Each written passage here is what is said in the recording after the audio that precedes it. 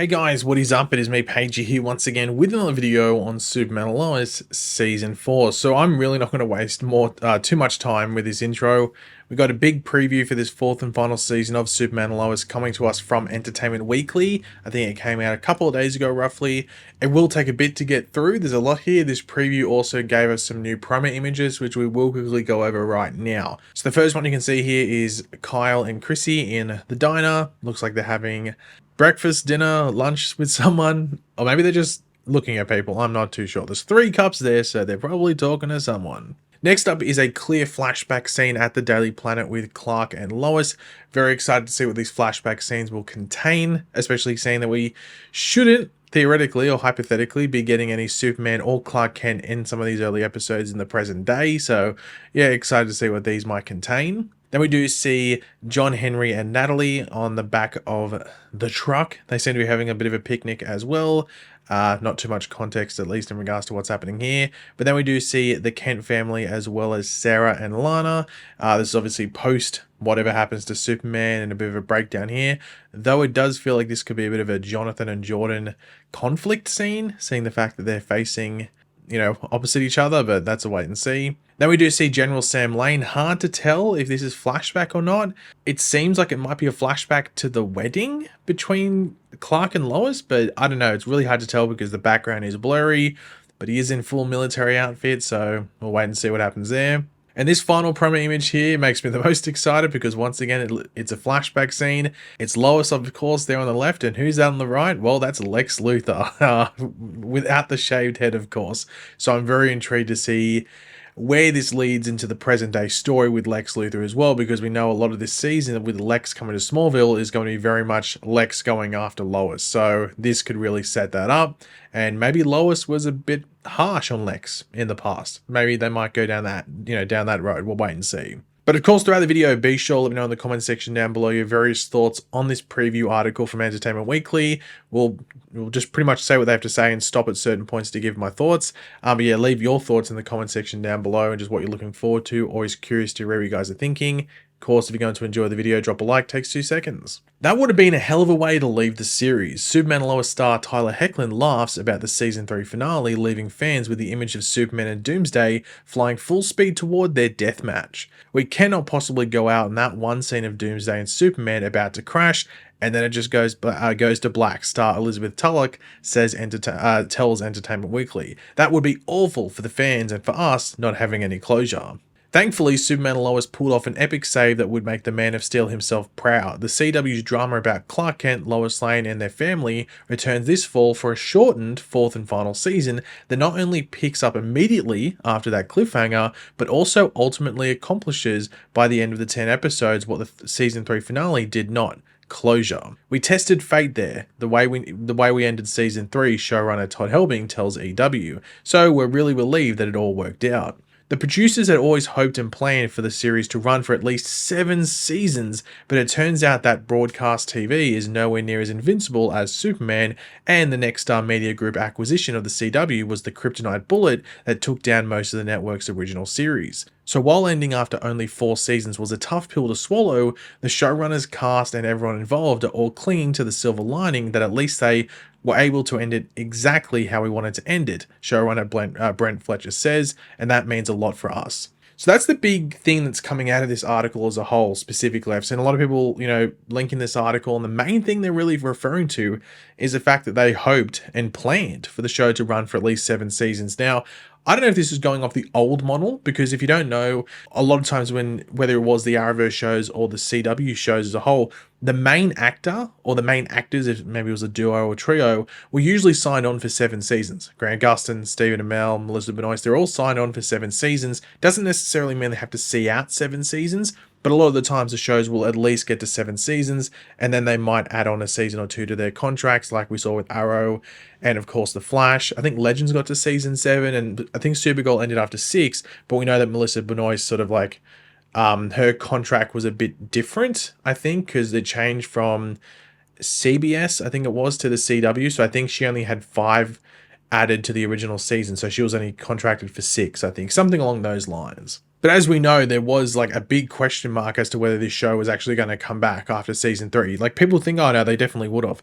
it wasn't a certainty, and they sort of really hinted it right there that, hey, like, that might not have happened, and we were lucky to be able to do this final season. Though it's shortened, it's not shortened by that much. It's shortened by, like, what, 3 compared to season 3. So, or 3 episodes compared to season 3. So it's not that much of a shave off. Like, if it was only 5 episodes, okay, that'd be a big difference. But it's not that much of a, a loss to at least be able to finish the story in some way. The 2-hour season premiere continues Superman's galaxy-spanning fight with Doomsday. There will be plenty to watch in the premiere with that heckling teasers, but fans already know where this tragic story is heading. In July, it was confirmed that the show is delivering its own version of the iconic Death of Superman comic book arc from 1992 to 1993 by revealing Clark ultimately dies in the battle. It's epic, Tulloch says, and that throws Lois once again into this situation where she is a heroine and she has to keep her family together. It's obviously extremely shocking and traumatizing with just the grief, but also, how much time do you have to grieve when you have Lex Luthor still coming after you? And when Doomsday is still around? Not much. She really needs to step up and be the strong one for the family, which she does. Now, this confirms something that I thought was going to be the case. The trailer gave it away that we got just before Comic-Con, and I think there was also a synopsis or something. There was some sort of like description thing which made me go, hold on, is Doomsday still alive after this fight with Superman? And she says it right there.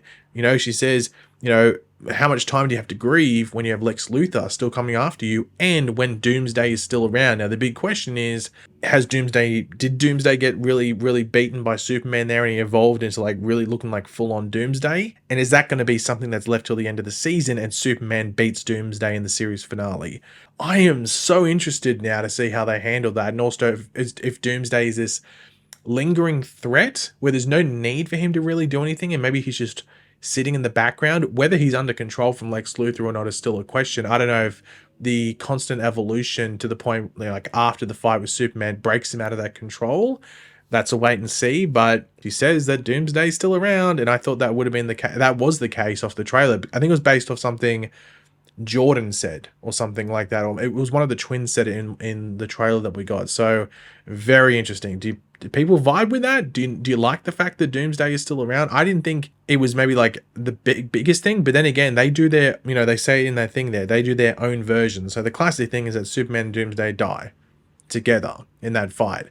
But this is a bit different, so I'm very intrigued. I think it makes it also a big comeback thing if Doomsday does kill Superman directly and lives, that Superman can get that payback come the end of the series, or the end of the season, which will be the end of the series. So, I don't know, do you like that? Do you like that change? Let me know. As for what that means for the man behind Superman, I would just say there were parts of my day where I was less active than others. If that gives anything away, heckling jokes. I may have snoozed through a rehearsal or a blocking at one point, but I definitely am still part of the show, obviously. I was filming for many months this year, but I don't know if I want to give away necessarily in what capacity. A few follow-up questions prove to be Hecklin's own kryptonite as he eventually spills more intel on how viewers will still see him on screen this season. There are flashbacks, there are also other elements, he says. So I feel like people can read between the lines there and put it together. There's one flashback in particular with Dylan Walsh, who plays General Sam Lane, that I had an unbelievable time with. It was so much fun. And that flashback there could maybe be that promo image photo that we saw before with General Lane in his military outfit. That might be the flashback there, which could be a flashback to Clark and Lois's wedding. So that wouldn't surprise me at all there. But yeah, he gives away, flashbacks. There's other promo images, that one with them in the Daily Planet, that had already been shown on Instagram as well, like when they were like filming episode 1 or 2, like a shot of both of them in the Daily Planet. That's not too much of a spoiler. We knew they were going to use that as a way to keep, Clark as a character, but also Tyler Hoechlin as an actor in the show, while Superman is, disposed of for a bit or like unavailable. And for how long that is, we don't know. A lot of people are predicting around episode 5, we might get Superman back. But that's not confirmed or denied at this point. The showrunners hadn't originally planned for the Death of Superman arc to be the final season story, but they had already pitched their own version of it for season 4 way before they knew that would be the end. It all worked out oddly in a really nice way, Helbing says. It's just sad that it had to be the last season. Fletcher reveals that most of the ways in which they've adapted the arc deviate from the comic book source material. We thought it would be impactful, emotional, surprising, he adds. It's important and poignant, and it turns out it's a great send-off for our hero and our family and these iconic characters that you care about. There are a lot of big surprises in it that are thrilling, but there's also big emotion. In some ways, we were probably the most successful with adapting this one, Helbing says, so I'm excited to see what people think. And I am, excited to see what it is and what I think of it as well as everyone else, especially with the change there, because it seems like the real main thing they're just taking it is the name, the death of Superman. So we'll see the death of Superman, but a lot of the stuff around it, both the actual event and then the follow-on, will be, I guess, in context with the show and what fits the show and how they adapt it within the show's context and the world and everything like that. So whether there is any sort of Reign of the Superman angle, we don't know. I think there'll be elements of it, but not maybe in exactly what people want. And as we said before, the fact that Doomsday might still be out there creates a very interesting angle as well, because usually that's not the case. It's not about defending the world from Doomsday again. It's about filling that gap from Superman, that Superman leaves, which will also be a factor in this as well. So yeah, really interested to see how that's played out. I think we all expected there to be a bit of a change up in the a difference in how they adapted, because that's always been the case with stuff they adapt from the comics, whether it was season 2 or season 3. So it's not that much of a difference, and it'd be weird if anyone was overly surprised that they're changing it up a bit. But I think the interesting thing we'll be seeing how much is not included, like in regards to major stuff from that arc, and also what is included and what is maybe like slightly tinkered with. I think we're all intrigued by that.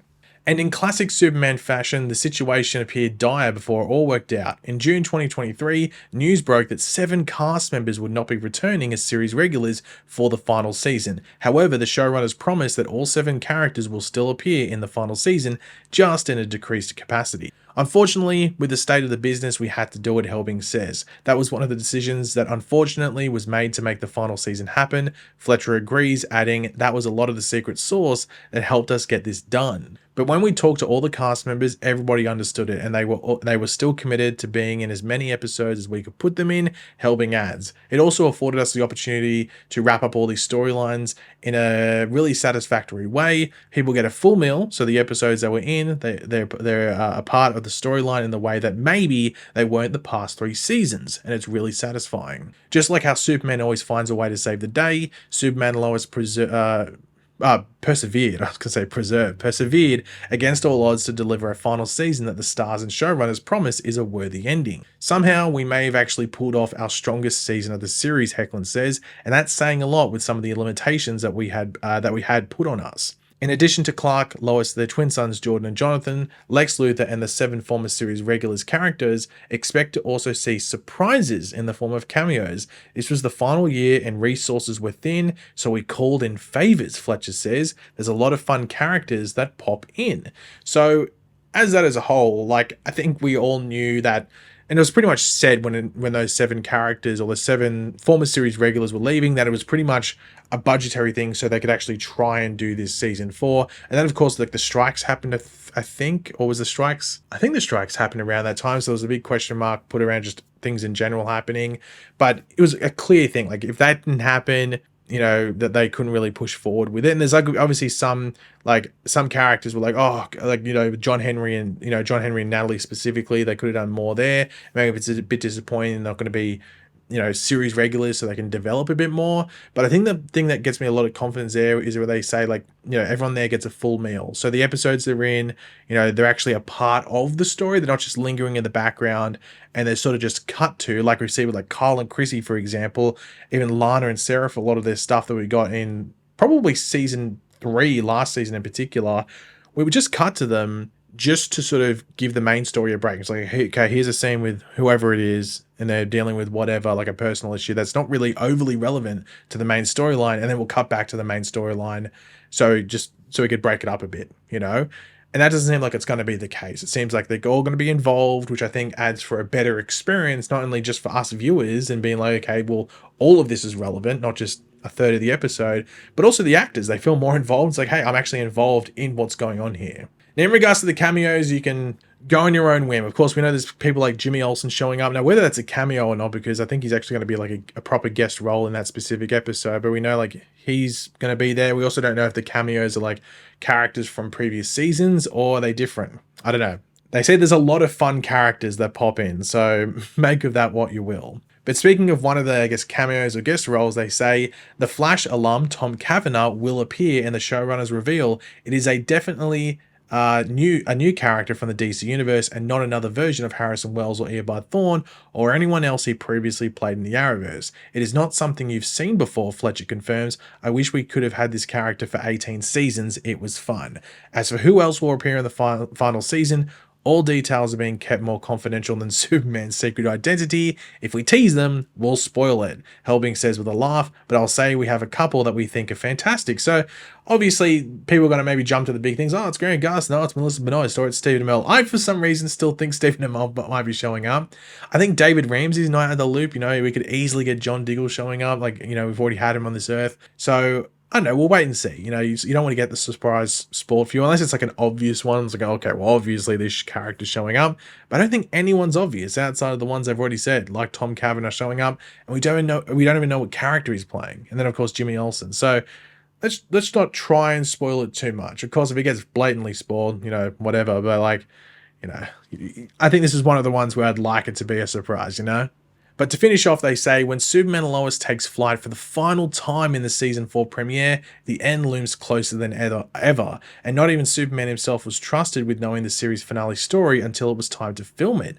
I still didn't know the actual ending until we got pretty close to it, Hecklin reveals. We had discussed potential endings throughout the various seasons, what we thought would be cool, and even up until about halfway through the season, I was still wondering which direction they were going to go. And that's exactly how the showrunners wanted it, not just for the actors, but also, more importantly, for the fans. I don't think people are going to think we're ending the show the way that we are, Fletcher teases. When it ends and the credits come up, they're going to be surprised. When Hecklin finally did learn how the series would conclude, he was blown away by what the writers accomplished. I think they've done a beautiful job of saying something poignant, he adds. But be careful what you wish for, because Tulloch warns that it's a very emotional episode. There will be closure, and everyone's going to be crying in the final episode of the series, she says. I did. The final season of Superman and Lois begins with a 2-hour premiere on Monday, October 7th at 8 p.m. on the CW. So that makes me very, very excited for this series finale in regards to how well, not just the series finale, but I guess like the back half of the season as a whole, because we don't necessarily know where things are going. Obviously, we just talked about how they tease that Doomsday's still out there, but is Doomsday really the final thing? Maybe Doomsday's dealt with in episode 6 or 7. Maybe Superman's not even the one that deals with Doomsday. Maybe it's Jordan. Maybe that's his coming out as Superboy is defeating Doomsday. We don't know, but I'm very interested to see how they go about things. We've had some teasers from like set photos and stuff that maybe there's a flash forward in the series finale, but that's not confirmed at the same time either. But I think regardless of whether there's intent emotion within the writing or what's happening in the episode, I think usually a series finale of a show that you like or love is always going to be emotional, because it's the final time you're seeing the characters or new stuff from the characters, because of course you can just go rewatch the show, but it's always going to be emotional. You know, anytime that I've watched a show and it comes to the series finale and you've been with the show for like 4, 5, 6 years, whatever it is, it's always going to be emotional. Like, oh, this is it. This is the final showdown, the final stand, everything like that. Even if the characters don't die, of course, even if they keep going, it's still going to be emotional. But yeah, I think this has got me very, very... I was already excited for the final season of Superman and Lois. I've been looking for it for a while now, because obviously there's been multiple delays and multiple issues in regards to it coming out, but we're finally getting it in, 3 weeks, roughly, just over 3 weeks from now. So very excited for it to come around. I'm sure everyone watching this that's a Superman and Lois fan is obviously looking forward to it coming out.